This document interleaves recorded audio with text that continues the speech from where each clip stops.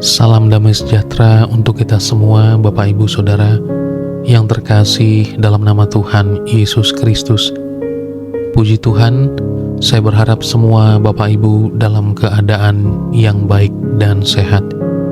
Sebelum kita memulai renungan pagi kita dalam kesempatan ini, mari bersama-sama kita bersatu di dalam doa. Bapa dalam sorga, Bapa yang kami puji, yang kami sembah dalam nama Tuhan Yesus, kami bersyukur kepadamu Tuhan, Engkau masih memberikan kami kesehatan, kekuatan, hingga hari ini kami boleh ada pada hari yang baru. Dan biarlah sungguh sebelum kami mengawali aktivitas ini Tuhan, kami diberkati oleh kebenaran firman-Mu, dan Roh Kudus-Mu menjamah tiap-tiap kami, untuk kami mengerti dan menjadi pelaku kebenaran firman-Mu. Di dalam nama Tuhan Yesus, kami sudah berdoa dan mengucap syukur. Haleluya. Amin. Bapak Ibu Saudara yang terkasih dalam nama Tuhan Yesus Kristus, firman Tuhan pada pagi hari ini terdapat di dalam Kitab 2 Raja-Raja 4 ayatnya yang ke-7. Demikian firman Tuhan. Kemudian perempuan itu pergi memberitahukan kepada abdi Allah.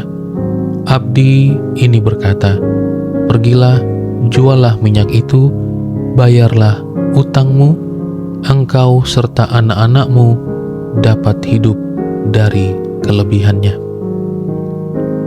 Bapak Ibu Saudara yang terkasih dalam nama Tuhan Yesus Kristus, sebagian orang terbiasa berhutang, suka meminjam ke sana dan ke sini, sehingga dikenal dengan istilah gali lubang, tutup lubang. Padahal jika diamati, penghasilan mereka terkadang cukup besar untuk dibandingkan kebutuhan mereka, bahkan cukup besar dibandingkan oleh orang-orang yang lain.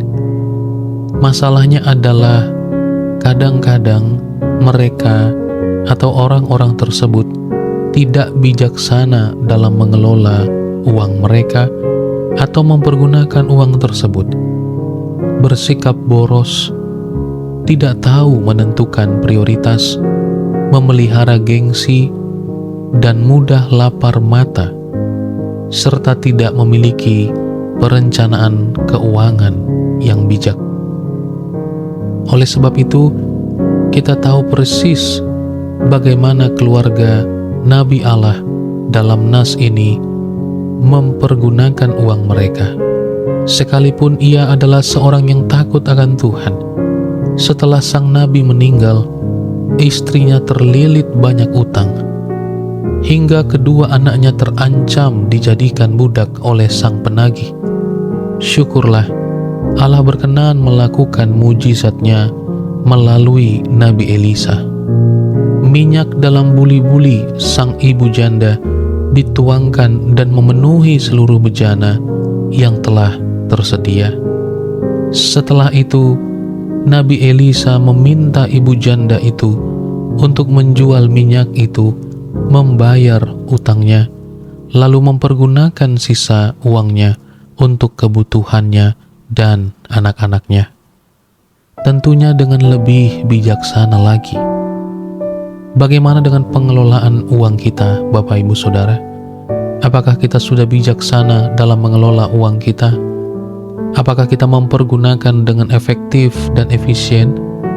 Apakah kita terbiasa untuk berhutang? Apakah kita dapat membedakan keinginan dan kebutuhan dengan baik? Kita harus sadar bahwa pengelolaan keuangan yang buruk dapat membawa kita ke dalam berbagai macam jerat dan bencana, serta memburuknya nama Tuhan karena perilaku kita yang sering berhutang bukan untuk hal-hal yang prioritas, apalagi untuk hal-hal keinginan mata semata-mata. Oleh sebab itu, penting sekali bagi kita untuk melihat bahwa menjadikan sesuatu prioritas adalah apa yang sungguh-sungguh kita perlukan dan sungguh-sungguh kita inginkan. Biarlah sungguh oleh karena kebijaksanaan yang datangnya daripada Allah membuat kita mengerti dan dapat mengelola keuangan kita dengan hikmat yang datangnya daripada Tuhan, agar kehidupan kita bijaksana dalam keuangan, bukan tentang untuk menjadi kaya, tetapi sungguh kita menjadi orang yang bijaksana, yang telah dipercayakan dalam banyak hal oleh Tuhan. Terpujilah Tuhan Yesus. Mari kita berdoa. Bapa dalam surga, kami bersyukur kepadamu. Biarlah firman Tuhan yang kami sama-sama dengarkan menolong kami untuk tidak menjadi orang yang tergoda oleh semua hal-hal yang bukan prioritas, apalagi berhutang, karena kami tahu itu akan menyusahkan kami, menyulitkan kami, dan membuat kami berbeban dan lesu. Maka biarlah Tuhan Engkau memberikan kami hikmat dengan uang yang bahkan mungkin tidak seberapa yang kami miliki, kami dapat mengelolanya dengan baik. Biarlah sungguh firman ini menguatkan kami untuk kami hidup bijaksana di dalam Engkau. Terpujilah namamu, ya Bapa.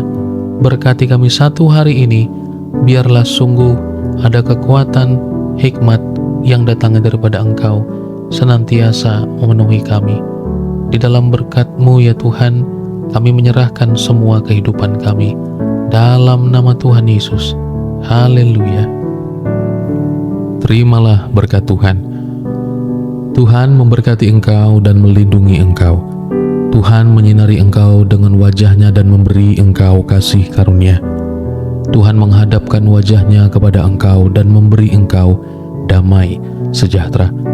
Kasih karunia daripada Allah Bapa yang melampaui segala akal dan pikiran, dan cinta kasih daripada Tuhan Yesus Kristus, dan penghiburan yang sempurna dari Allah Roh Kudus menyertai kita hari ini, esok sampai Maranatha. Ia datang menjemput kita sebagai orang-orang kudusnya. Di dalam berkat nama Tuhan Yesus Kristus yang senantiasa mengajar kita berdoa. Doa Bapa kami.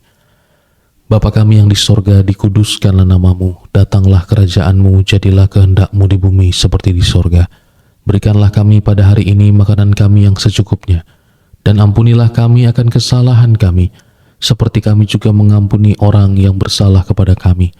Dan janganlah membawa kami ke dalam pencobaan, tetapi lepaskanlah kami dari yang jahat, karena Engkau-lah yang mempunyai kerajaan, dan kuasa, dan kemuliaan, sampai selama-lamanya. Puji Tuhan. Amin.